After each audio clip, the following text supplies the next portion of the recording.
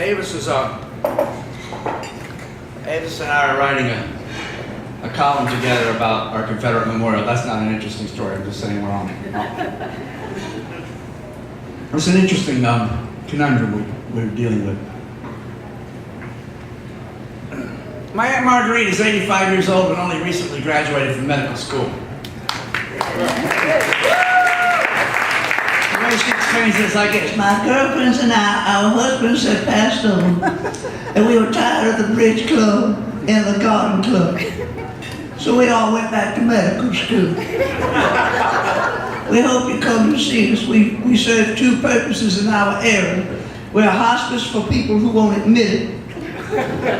Usually very conservative people, because the first time they ever heard the word hospice was from Bill Moyers on the PBS, so they think death and dying is a liberal issue. And with the emergency room for the ashamed.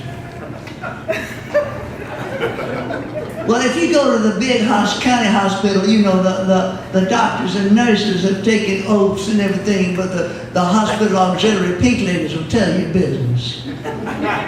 For example, Ray McFarland has the asthma, and he practices, and he was driving one day, he had the asthma, and he had an episode, and he pulled his albuterol inhaler out. Albuterol's a funny word, isn't it?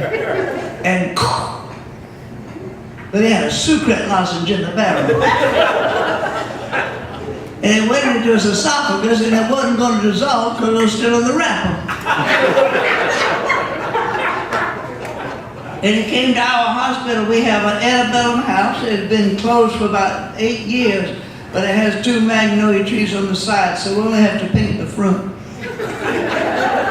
And we have a carport portico, you know, that's our emergency lane. And when Gene Cannon retired from his Pure Oil station, we bought his air hose bell.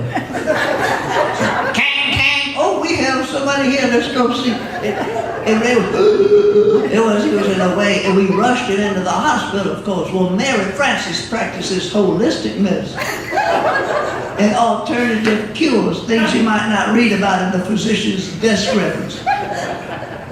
And she went into our little kitchen, you know, where we make our lunch, and she pulled out her favorite hot sauce.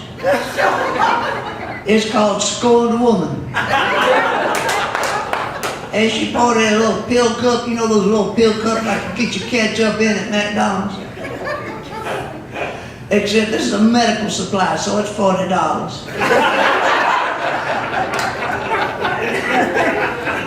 And she said, "Drink this down." He was healed.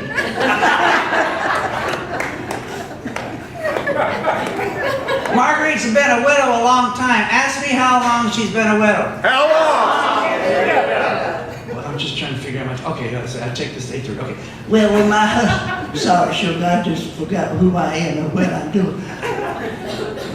When Charles passed away, we got his and hers tombstone.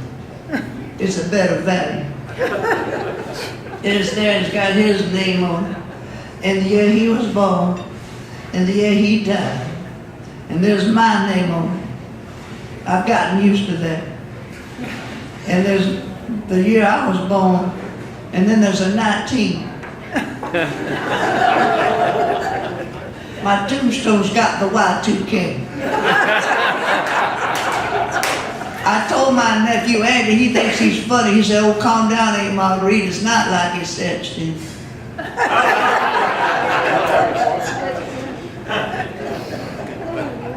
See how fast I can do this. See, 90 minutes isn't enough. I have to cut. Marguerite, it was November, and she decided what she was going to give everybody on her list, what she was going to give them for Christmas. She only has 4 people on her list. Big, cards and stuff. I mean, really, the real Christmas presents. What do you get the people that you're closest to? So she went down to the Trappist Monastery in Conyers. Where am I? Wait, okay, I'm in North Carolina. I forgot where I was. So I've been on the road since the second, yo. So she went. There's a Trappist monastery, a Catholic monastery in Conyers. And she picked out 4 trees for everybody on her list. She picked out for her daughter who lives in Massachusetts, who has 2 PhDs. She's a medical researcher. She got her a live oak, which is the state tree of Georgia, to remind her daughter where she's from. Because Francine, my cousin Francine, likes being from the South. She suffers with HDD, humor deficit disorder. For Drusilla, who is Francine's daughter, who is a professional touring jazz trumpet player, and I'll tell you that story another time, she's going to get her a loblolly pine tree because she's trying to encourage her to scat sing. And loblolly is a pretty good place to jump off when you're scat singing. Loblolly and daddy over there. It's true. Yeah, you're laughing. You know about Cab Calloway. He was a gastroenterologist. Did you know that? Of course. Yeah. And he would name the parts of the small intestine. Jujudum Dawadum. Howdy, howdy, howdy, ho. So that's what she's going to get. She's going to give her a loblolly pine tree.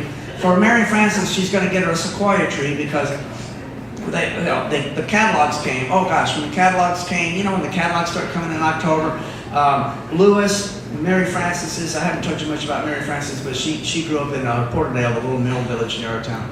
And Lewis came in, and Lewis was with his little girl, and he's the orderly at the hospital, really the maintenance guy, but they got him a lab jacket with his name on it.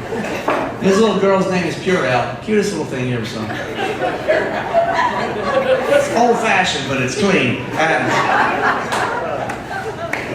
slap the catalogs down, and anybody in medicine? Anybody in the medical field? All right, good. You put those down, and she's going through. She was always an outdoors woman. She and her husband Wiley used to camp and hike and fish, not just RV, but really hike. They did a lot of the Appalachian Trail, and they would go out west and hike and fish and really primitive hiking. She's looking through LL Bean and REM and all that. But on the other side are the medical catalogs. They come at the end of the year too. So say you get a kidney stone in February, right? And you use up your deductible and out of pocket. Any elective surgery later in the year is free. You might as well get it done. And she's going through the catalogs, and Margaret said, "What do you do with those catalogs?" "I'm trying to figure out what I'm going to give myself for Christmas. I'm either going to go hiking at Sequoia National Forest, or I'm going to get a store-bought hip." Marguerite knew those things were mutually exclusive, so she got Mary Frances a sequoia tree. And then after she chose the sequoia tree, she chose for herself a red oak, because the red oak that's right next to her fence in the old cemetery finally died, and they brought it down, and there's a lot of light in her yard that she's not used to. So she put those in the trunk of her 1968 Plymouth Fury, which is the last car Uncle Charles gave her before he died, because he hasn't given her any cars since. And the bells rang. When the bells rang, it was time for Vespers. And if you ever go to this monastery, when the bells ring and it's time for Vespers, everything immediately stops. And Brother Bartholomew, who was helping Marguerite, said, "I gotta go." Brother Bartholomew is the only southern monk they have. He's from Mississippi. And he went away, and Marguerite said, well, she would go to Vespers. And it's a wonderful thing. If you ever have a chance to do this, go. It transports you to another century. You stand in this big, big cathedral-like church. It looks like it's made of limestone. It's actually made of concrete. Or if you're from Georgia, cement. And you sit behind a balustrade, and the monks file in, "Kyrie eleison, Christe eleison." Marguerite was there. She was utterly being taken away. And then Brother Bartholomew came by, and he learned all of his music on AM country radio. "Kyrie eleison." And when she heard that, she gave a sound. It's the sound that the women in my family give when they know they shouldn't laugh, but they can't contain it. She went.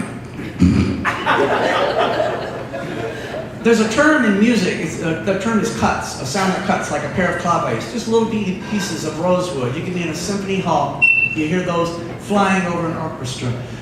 This cathedral has 11 seconds of reverb. So when she went, it just flew and sustained, and the monks were. And then Marguerite bowed her head and tried to look as pious as possible, but she couldn't get that smile off her face. When Vespers was over, the trees were in the car. It takes you away from the 16th century when you offer the monk a credit card for his iPhone with a square reader on it.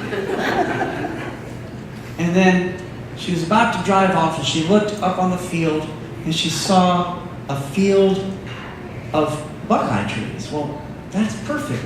She's going to put a little buckeye with every tree. And in my family, when somebody finds a buckeye and they bring it home, they give it to you. My granddad used to give me a buckeye when he traveled to Ohio. And you rub it and it gets shiny and you put it in your pocket for good luck. So she went up there and she chose some buckeyes. Now I got to tell you a little thing about my Uncle Charles. He speaks to her from beyond. He's been dead a long time. She knows it's him when he speaks because it's often Shakespearean. It's often inappropriate. And she was there choosing the buckeye. For Francine, she rubbed it and made a wish. For her daughter, for her granddaughter, Drusilla, she rubbed it and made a wish. For her best friend, Mary Frances. And it occurred to her right then that when we make wishes for people we love, it's a prayer. And right then when she thought that, Uncle Charles spoke to her and he said, "A rosary by any other name." And Marguerite said, "Amen." And when she said amen, she heard someone call a name she hadn't been called since high school. Mick! Mick. Somebody's calling her Mick. Who's calling her Mick? Mick is a name that she had, her initials were Marguerite Ivy Cook. Her friends called her Mick. She looked up, this man's coming at her. Old guy, octogenarian, outdoorsy looking. He's got a vest with lots of Velcro pockets, which means he's either organized or not at all. He's got pants on that have zippers here in case you need shorts in an emergency. He's got hiking boots. He goes, "Mick?" Yes, may I help you? Well, that's stupid. She didn't want to help him. He said, "Ike Balthazar." Ike Balthazar? Little Ike? Well, I'm bigger now, but I'm shrinking. Ike Balthazar was this kid she used to babysit when she was like in the 11th and 12th grade and he was in the 5th and 6th grade. She used to babysit this guy and then his family moved away, and as we say to young people, before the internet, people disappeared forever. It's so good to see. How in the world did you know I'm who I am? Well, I was delivering some bees to the monks. I'm an organic farmer and I keep bees and I'm helping them with their bees, and I've conjured some queens for them. You conjure queens? That's another story. But yeah, I got them some queens and I was delivering some hives with some queens, and then the bell rang and I went to Vespers and I heard Brother Bartholomew go by and he went, and then I looked and I saw a lady smirking. I recognized that smirk. That smirk used to be on the face of a girl I had a crush on. I wonder if that's Marguerite, if she's alive. And it is, and you're you. Well, at least you used to be. Well, it's good to see you. Well, it's good to see you. And then the conversation stopped, but she wanted to tarry. And he said, "Well, I gotta go. I have a dog, and she's in the truck. Well, not in the cab of the truck. She's in the bed, but I left the windows open and the keys in there. If she gets bored, she'll drive off." It's funny. And she said, "I have a dog." "What's your dog's name?" "Marguerite." That's gotta be confusing. "I know. I forget which one I am." "But my friend died. She had named her after me, so it's legally binding." "What kind of dog is it?" "A Vizsla pointer." "Dog like that's got to do a lot of running." "I know. Where do you let her run?" "Cemetery behind my house." "That's against the law." "I know." "Look, we have 400 acres. Why don't you come bring your dog to the farm?" And she caught herself saying, "I think I'd like that." And so it came to pass. That Saturday she went out to the farm and she let her dog go, and his Labrador Rosie and her dog Marguerite hit it off. They went running and they went walking and they walked around the farm. This beautiful place, funky, weird place. He has a little house twice the size of this stage that he built himself with his son Ron. It's all local timber. The floors and the walls come from the trees that they cut to build the house. It's for aging in place. There's a sidewalk no threshold. Everything can roll around when Ike needs to roll around, if that ever comes to pass. And that's where he lives. And She said, will the dogs be all right? He said, yeah. There, we got 400 acres. If they go over there, they'll go on to the land of mine enemy.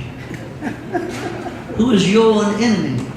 Harold King, mine enemy. Why is he your enemy? He's spraying neonicotinoids on his corn. We think it's confusing the bees. They can't get back to their hives. We're trying to figure out why there's colony collapse syndrome. And they were quiet because it was comfortable enough not to chat the entire time. And then at one point, Marguerite looked down because she was watching her feet because she didn't want to have a fall. The great storyteller, our buddy Catherine Tucker Wyndham, used to say, young people fall, old people have a fall. You don't want to have a fall. And there was a little speck of yellow on the ground, and Marguerite stopped and looked at it. And Ike bent down and picked it up. And Marguerite opened her hand. And he put the bee in the palm of her hand. It was a dead bee. Marguerite's one of those people that has a tune going in her head all the time, but she's been living alone for a long time. So it comes out. And she sang to this bee. And she sang, Luli, Lule, my little tiny child. Bye bye, Luli, Lule. And when she hit that Picardy third, she was embarrassed and realized she was singing out loud. And Ike didn't want her to be embarrassed, so he said, Old Harold King in his raging, he will not stop his spray. And he offered his hand, and she gently poured that bee in his hand, and he took that bee, he opened a Velcro pocket, and put the bee in his vest. She wondered how many bee carcae he might have on his person.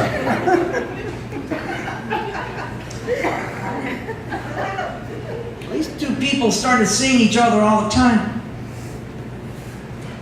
And they went and did things together. And then Marguerite introduced Ike to me and my son and Ike became great pals. They liked to tink on cars together. Ike invited my son over to help him with his tractors. And then it came to pass that Christmas was coming, and Ike loves Christmas, and he has all these Douglas firs, primarily Douglas firs, because Douglas firs are a land reclamation tree when there's been a strip mine or something like that. Douglas firs are a choice tree. Douglas firs is all he really has, and he sells them. But as soon as school is out for the season, he has kids coming, whether they're buying a tree or not, can come to the farm, they can ride around, they can have a great time, and when it gets dark, they'll have a bonfire. Before they have the bonfire, they can ride around in Ike's sleigh. He has a sleigh, and he takes the kids through the farm on a sleigh. Are y'all paying attention? This is in Georgia. You're the smartest audience member here. What happened was, Ike has a cousin up in Vermont who has a ski lodge. It's been in the family for 100 years. And Ike goes to visit and skis a little bit. He skis like a southerner, snow skiing, which is not redundant. He goes down when the snow is soft, and when he can't turn anymore, he lands on his butt and he rolls. And he's been doing that for a long time. He goes once a year. But he went to see his cousin, and the sleigh was no longer being used. In the old days, it's an 8-person sleigh, it's a big sleigh. They would pick up people from the train and bring them to the ski lodge, and then later they would have sleigh rides, but there's not enough hard snow. It was just too slushy. The sleigh was sitting down on the gravel. There wasn't enough frozen ground for the sleigh to be used, so he put the sleigh in the lodge as a decoration. Well, people who had been coming to the ski lodge for years and years would say, oh, I hate seeing the sleigh in here, I miss it. And Ike said, that's too bad it's in here. Can I have it? And his cousin said, sure. So Ike went down and got a yawl haul trailer. Flatbed, like a car trailer. And they got the sleigh up on a trailer. He carried it down to Georgia. He got my son Liam. They went to pull-apart. Do y'all have pull-aparts? Pull-aparts. There's nothing like a pull-apart. For those of you who have ever grown up with a junkyard, pull-apart is like the dystopia of junkyards. Because the cars are barcoded, and I'm not kidding. Pull-apart. My son's an expert at the pull-apart. Believe me, I go to the pull-apart a lot. Anyway, they got a Ford Ranger chassis. They put the sleigh up on the chassis of this Ford Ranger, And Ike drags kids around. He loves doing this. Whether you're buying, as I said, whether you're buying a tree or not, kids just show up. Parents can hang out. Kids are usually gone by 9 or 10 o'clock. It's great after they have the fire. And the kids sing in the sleigh. He has 2 mules named Hope and Crosby. And the kids going, jingle bells, jingle all the way. Oh, what fun it is to ride in a 2-mule 4-wheel sleigh. Hey, Mr. Ike lost his bike. He has to drive a mule. He drags us round through the town because we are his fools. And he goes, get out of my sleigh and go get me some tinder and kindling. And he acts like a mean old man. And kids love it when really nice people act like they're mean. Get out of here! Ah! And he always has teenage kids, and the kids gather tinder and kindling because he has the fire set. He's got the wood ready. He split it himself in a tire. The tire method will change your life if you've got wood.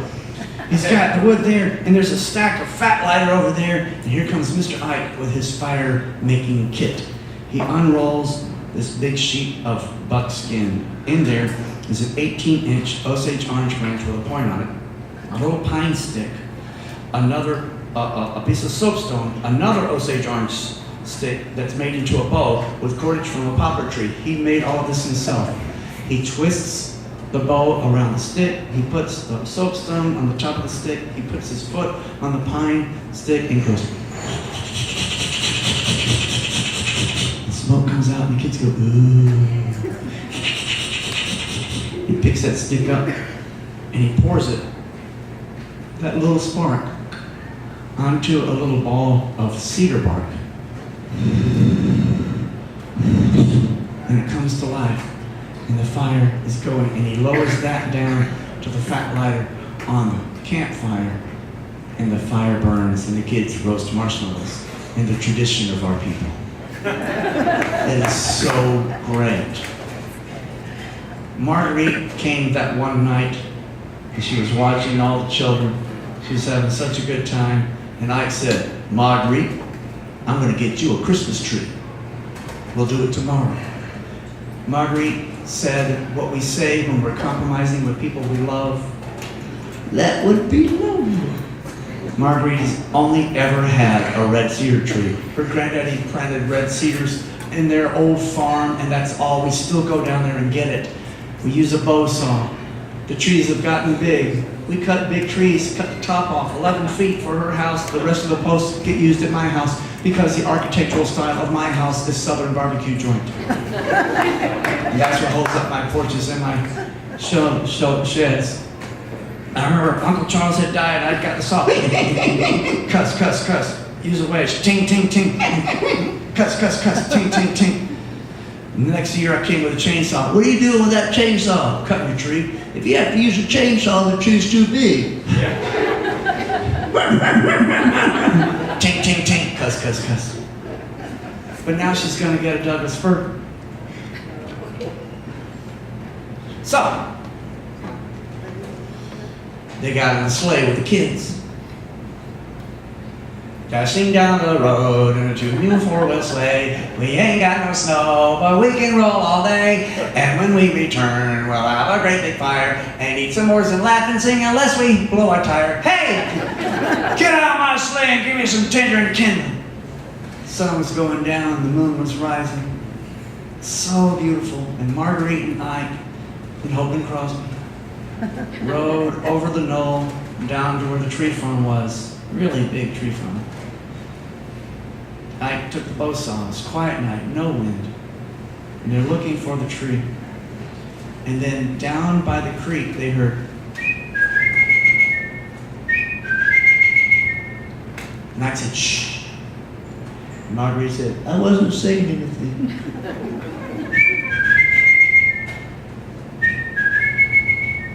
They followed the sound, and there it was.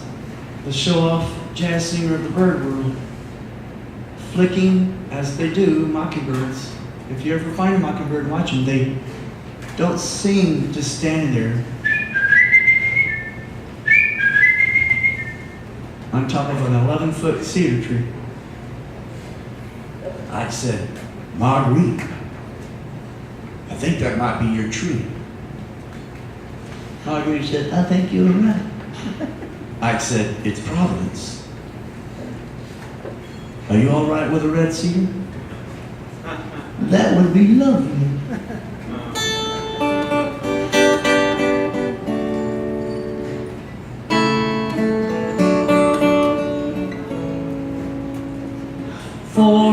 unto us a child is born, unto us a son is given, unto us a son is given.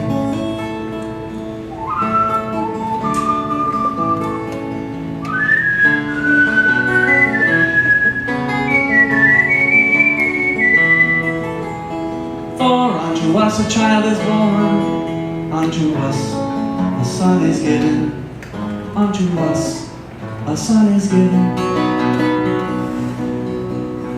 And the government shall be upon his shoulders,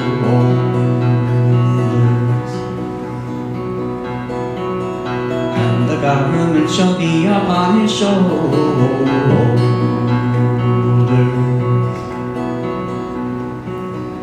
And his name shall be called Wonderful Counselor, a mighty God, the everlasting Father, the Prince of Peace.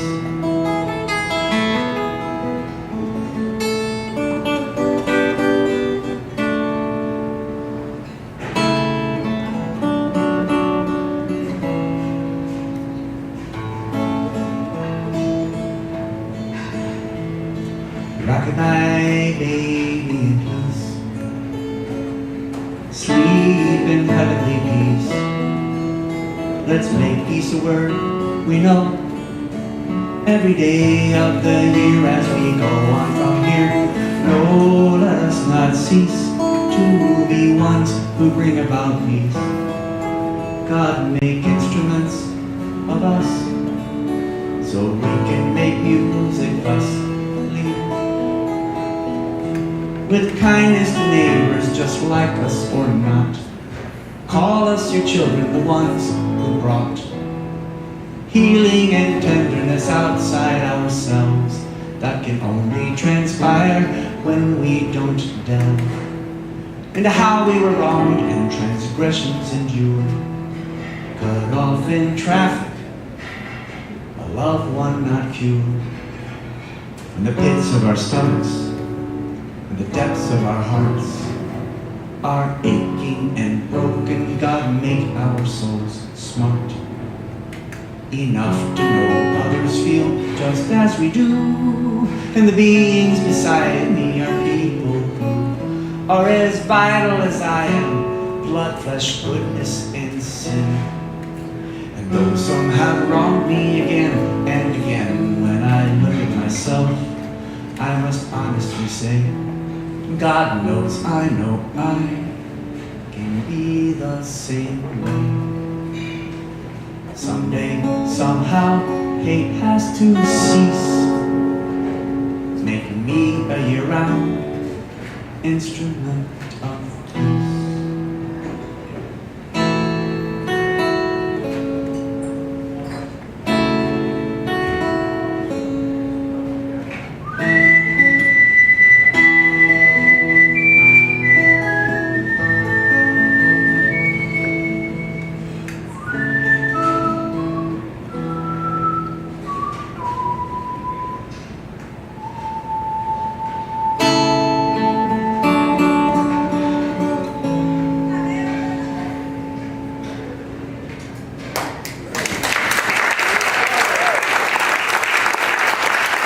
So much, y'all. Appreciate it. Thanks for coming.